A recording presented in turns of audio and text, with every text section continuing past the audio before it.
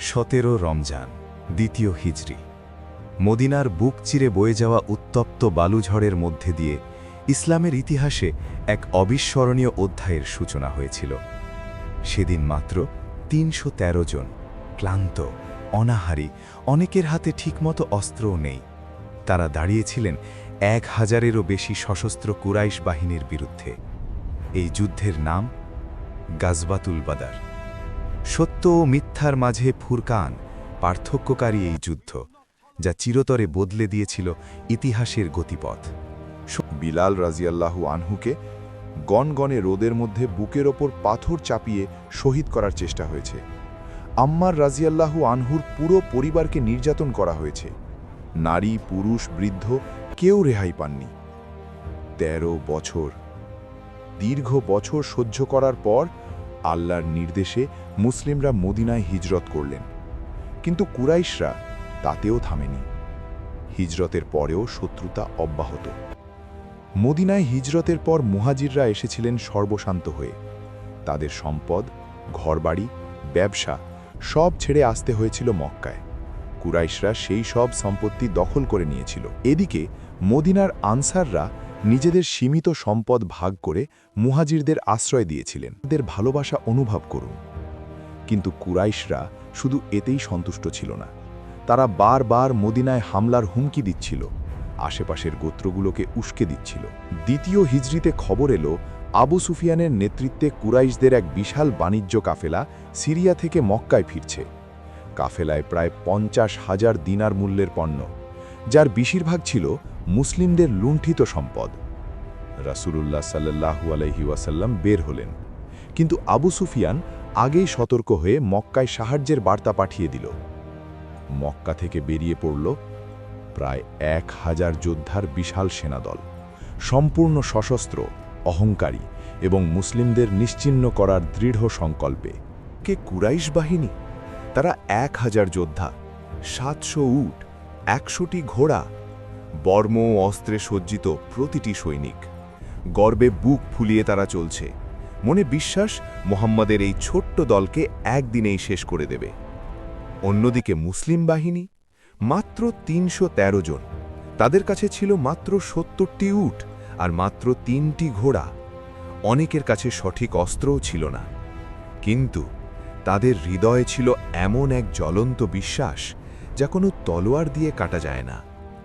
আর সেই রাতে রাসূলুল্লাহ সাল্লাল্লাহু আলাইহি ওয়াসাল্লাম রাতভর আল্লাহর কাছে কাঁদতে কাঁদতে দোয়া করলেন, হে আল্লাহ, তুমি যদি এই দলটিকে ধ্বংস করে দাও, তাহলে পৃথিবীতে তোমার ইবাদত করার কেউ থাকবে না। শুরুতে আরবের রীতি অনুযায়ী একক দ্বন্দ্বযুদ্ধ হল। কুরাইশ পক্ষ থেকে এলো ৩ জন বীর, উতবা, শায়বা ও ওয়ালিদ। মুসলিম পক্ষ থেকে রাসূল সাল্লাল্লাহু আলাইহি ওয়াসাল্লাম পাঠালেন হামজা রাদিয়াল্লাহু আনহু, আলী রাদিয়াল্লাহু আনহু এবং উবাইদা রাদিয়াল্লাহু আনহুকে। মাত্র কয়েক মুহূর্তে কুরাইশদের ৩ বীরকে পরাজিত করা হল। যুদ্ধ শুরুর মুহূর্তে রাসূলুল্লাহ সাল্লাল্লাহু আলাইহি ওয়াসাল্লাম এক মুঠো বালি তুলে কুরাইশদের দিকে ছুড়ে দিলেন এবং বললেন, শাহাতিল উজুহ, মুখগুলো বিকৃত হোক। আল্লাহর কালামে বলা হয়েছে, তুমি নিক্ষেপ করনি, বরং আল্লাহই নিক্ষেপ করেছেন। সূরা আনফাল আয়াত ১৭। সেই মুহূর্তে কুরাইশ যোদ্ধাদের চোখে বালি ঢুকে গেল, তারা দিশেহারা হয়ে পড়ল। যুদ্ধের ময়দানে মুসলিম বীররা দেখালেন অসাধারণ সাহসিকতা। হামজা রাদিয়াল্লাহু আনহু, রাসূলের চাচা, সিংহহৃদয় যোদ্ধা, একাই বহু কুরাইশ বীরকে ধরাশায়ী করলেন। আর তরুণ সাহাবীরাও পিছিয়েছিলেন না। মুয়াজ ও মুয়াউইজ ইবনে আফরা, এই ২ তরুণ ভাই, সাহাবীগণ আবু জাহলকে ঘিরে ফেললেন, আর তরুণ সাহাবীরা ধেয়ে গেলেন আবু জাহালের দিকে। আবু জাহাল, যে ছিল মুসলিমদের ওপর সবচেয়ে বড় অত্যাচারী, সে মাটিতে লুটিয়ে পড়ল।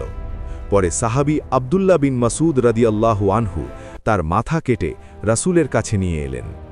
রাসূলুল্লাহ সাল্লাল্লাহু আলাইহি ওয়াসাল্লাম যখন বললেন, উঠো, এমন জান্নাতের দিকে এগিয়ে যাও যার প্রশস্ততা আসমান জমিনের সমান, তখন উমায়ের হাতের খেজুর ফেলে বললেন, ইয়া রাসূলাল্লাহ, যদি এই খেজুর খেতে বসি তাহলে তো অনেক দীর্ঘ জীবন চাই। বলেই তিনি খেজুর ছুঁড়ে ফেলে শত্রুর দিকে ঝাঁপিয়ে পড়লেন এবং শহীদ হলেন। মাত্র কয়েকটি খেজুরের বিনিময়ে তিনি জান্নাত বেছে নিলেন। আব্দুর রহমান বিন আউফ রাদিয়াল্লাহু আনহু, দাঁত হারা যোদ্ধা। এই ধনী সাহাবী বদরের ময়দানে লড়াই করলেন এমনভাবে যে তার মুখের একাধিক দাঁত ভেঙে গিয়েছিল। পরবর্তী জীবনে যখন তিনি মুখ খুলে হাসতেন, মানুষ দেখত সেই ভাঙা দাঁতের চিহ্ন। এটাই ছিল তার সবচেয়ে বড় গর্বের নিশানা। আলী রাদিয়াল্লাহু আনহু, তরুণ সিংহ, মাত্র 24-25 বছর বয়স। আলী রাদিয়াল্লাহু আনহু বদরে দেখালেন অবিশ্বাস্য সাহসিকতা। দ্বন্দ্বযুদ্ধে ওয়ালিদকে কয়েক মুহূর্তেই পরাজিত করলেন। এরপর সাধারণ যুদ্ধেও তার তলোয়ার থামেনি। বদরই তাকে পরিচিত করল ইসলামের মহান বীর হিসাবে। মাত্র কয়েক ঘণ্টার যুদ্ধে ইতিহাস উল্টে গেল। কুরাইশদের 70 জন বড় নেতা ও যোদ্ধা নিহত হল, যাদের মধ্যে ছিল Abu Jahal, Utba, Shaiba, Umayya bin Khalaf, মক্কার প্রায় সব শীর্ষ নেতা। আরও 70 জনকে বন্দী করা হল, আর মুসলিমদের মধ্যে শহীদ হলেন মাত্র 14 জন।